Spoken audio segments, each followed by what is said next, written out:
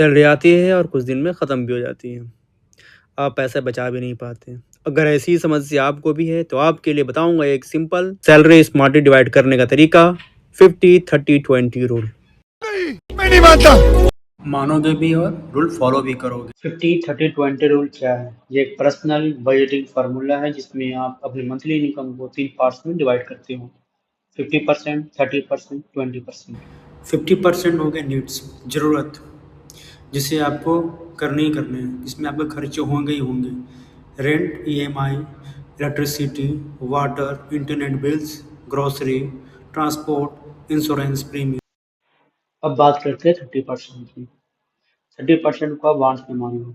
शौक, life style पूरी करने के लिए, जैसे कि बाहर शॉपिंग करने चले जाना, रेस्टोरेंट चले जाना, ट्रैवल करना, एंटरटेनमेंट के लिए मूवीज वगैरह देख लेना। ये ऑप्शन होते हैं पर लाइफ एंजॉय करने के लिए अलाउड नहीं। अब हम बात करेंगे 20% की, जिसे हम सेविंग और इन्वेस्टमेंट बोलते हैं। इसमें आपको emergency fund, mutual fund, PPF, NPS, stocks और गोल्ड में पैसा इन्वेस्ट करना है, जो आपका फ्यूचर सिक्योरिटी वेल्थ क्रिएशन में हिस्सा है। अब मैं आपको प्रैक्टिकल कैलकुलेशन दिखाता हूँ। मान लीजिए आपकी सैलरी 50,000 पर मंथ है, तो 50% जो 50,000 का होता है, 25,000 वो आपको अपनी जरूरतें भी खर्च करने हैं। 30% जो 50,000 का होता है, 15,000 जो आपको अपने शौक पूरे करने के लिए खर्च करने हैं।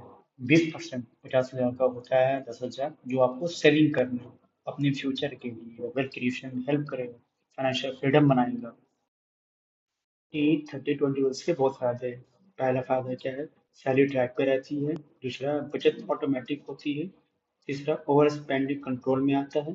चौथा, लॉन्ग टर्म वेल्थ क्रिएट होता है। अगर एक्सपेंस ज्यादा हो रहे हैं, पैसे नहीं बच पा रहे हैं, तो सबसे पहले 20% सेविंग अलग निकाल लो, क्योंकि बाकी जो खर्चे हैं उसमें आप एडजस्टमेंट कर सकते हैं। तो सबसे पहले पे योरसेल्फ फर्स्ट। बात तो सही है। अगर आप इस रूल को कम से कम 15 साल से 20 साल तक फॉलो करते हैं, तो आपके पास ऐसा ही पैसा होगा। ऐसी ही इंफॉर्मेटिव वीडियो के लिए हमारा चैनल सब्सक्राइब करें। वीडियो पसंद आया हो तो लाइक एंड शेयर करें। अभी के लिए लेता हूँ मैं आपसे विदा।